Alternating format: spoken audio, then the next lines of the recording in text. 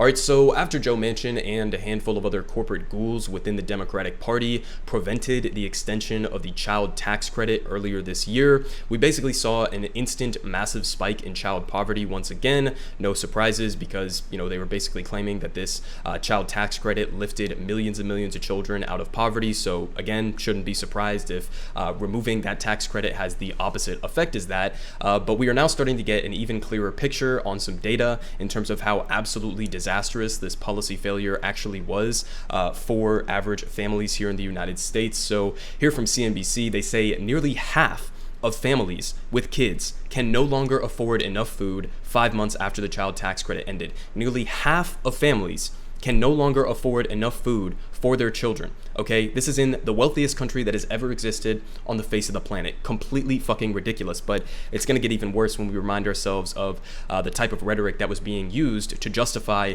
getting rid of this policy. But a little bit of a reminder here in terms of what the child tax credit was and when it was enacted. They say the child tax credit was expanded in 2021 through President Joe Biden's American Rescue Plan, and the legislation boosted the credit to $3,000 from $2,000 with an additional $600 bonus for kids under the age of 6 for the 2021 tax year, and half of the credit was delivered in monthly payments, which ran from July to December of 2021, in deposits of $300 for children under the age of 6 and $250 for those aged 6 to 17. And families received the second half of the credit in a lump sum when they filed taxes last year, obviously. But now they say 5 months after the payment stopped, many families are struggling to make ends meet, and nearly half of parents who used to get the checks now say that they can't afford enough food to feed their families, according to a May survey of 500 parents from Parents Together Action, a nonprofit organization. And in addition to the increased costs of food, families are noticing rising prices of gasoline, childcare, and rent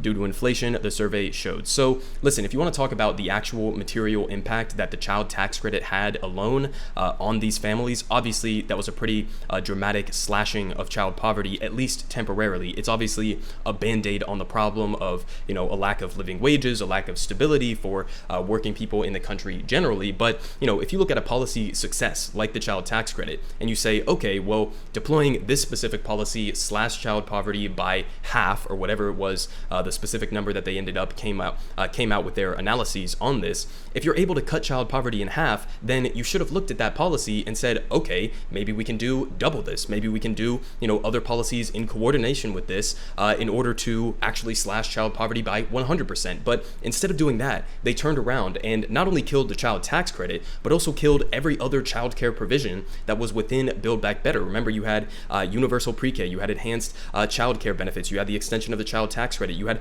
all of these different, paid family leave, etc. All of these different things that were within Build Back Better that was just completely eviscerated by corporate Democrats within Joe Biden's own party. So they basically looked at a very clear example of how materially benefiting average working class families could have a serious impact on lifting children out of poverty, which is better for obviously everybody in the country as a whole. But they looked at that policy success and then said, yeah, nah, never mind, we don't really need to do that, and basically just plunged millions and millions of kids around the country back into poverty. And again, we saw this immediately here from the Hill. They say child poverty rose by 3.7 million after the expanded child tax credit expired. This is back from February. So this was literally just like a month or two after the child tax credit expansion was killed by Joe Manchin and other corporate ghouls within the Democratic Party. 3.7 million kids immediately fell back into poverty. But again, nothing is being done about this because Build Back Better is entirely dead at this point, and Joe Biden seems to be content with that reality. But they give us a little bit more details here, saying more than 90% responding to this survey said that they are finding it harder to make ends meet right now, and more than 60% are struggling to satisfy their family's basic needs. Okay, think about that. 60%, an outright majority of American families, are struggling to satisfy their family's basic needs. Okay, and think about this in tandem with like these conservative narratives that are coming out about how the United States has a low birth rate and how we need to get that number going up. Well, how would you do shit like actually giving material support to American families so that 60%, or in this case 90%, aren't saying that they're finding it harder to make ends meet right now. I wonder if that would have a positive effect on people's willingness to go and start families. Just completely deranged, narratives that are being pushed by conservatives right now, while they actively stand in the way of anything that could actually address the problems that they're trying to point out within our country right now. But they say beyond cutting back on things, most families say that they've stopped saving for the future and have tapped into their emergency savings to stay afloat. So again, gonna have long-term consequences here, but they say others, like Johnson, who was a parent they brought up earlier in this piece, have skipped meals so their kids can eat. Her family has also had to cut back on foods like chicken and fresh vegetables because they are too expensive, she said. So on top of all of these other layers, going to have added negative health benefits for obviously families like this, including the children. And they got a quote here saying, "I know I need to take care of myself to be able to take care of my kids," said Johnson, "but at any given time, if you give me the option to do for my kids or do for myself, especially when it comes to something like food, I'm not going to let my kids go without." So obviously understandable, but nobody in the richest country in the history of the planet should be put in this situation where they're having to skip meals so that their children don't have to. Just completely fucking ridiculous situation that we have here. And they say the monthly payments ended in December when Democrats failed to pass Biden's $1.75 trillion economic plan, Build Back Better. And since there's been little movement on reinstating the credit, even as families continue to grapple with the COVID pandemic, high inflation, and increased economic uncertainty. So again, this is the reality of what ghouls like Joe Manchin are producing within this country, okay? And especially you consider the type of rhetoric that he was using at this time to justify opposing this policy, just the most demented shit that you could possibly imagine. So just here as a reminder, they say here from NBC News, Manchin privately raised concerns that parents would use the child tax credit checks on drugs.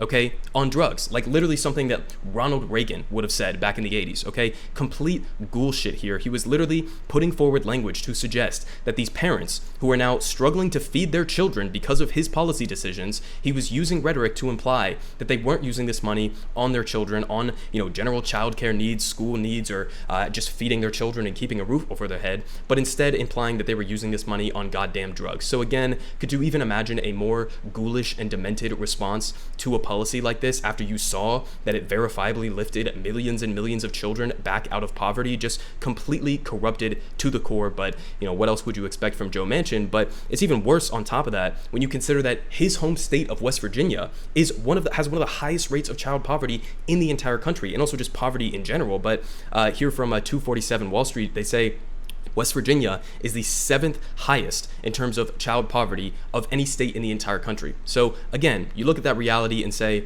is Joe Manchin really serving his constituents, or is he serving the capitalist class that doesn't want average working class families to have any material support whatsoever, so that they continue to have to accept, bullshit, low paying, zero benefit jobs on a regular basis? I mean, I think the answer to that question is very clear, but we also have, on top of this complete policy failure, along with the rest of what was in Build Back Better, we also had this recent news that just came out saying that free U.S. school lunches were a dream come true. Now a hunger crisis looms for 10 million children, and they say Congress has failed to extend school meal waivers expiring on the 30th of June, and the impact will be felt almost immediately. So on top of ending the expansion of the child tax credit, on top of not getting universal pre-K, not getting paid paternity and maternity leave in this country, okay, on top of not having any of the other policies that were intended to help average working class families that were within Build Back Better, now they're apparently not even re-upping the free school lunch program that we have here in the country that, as they point out, feeds millions and millions of children, upward of 10 million children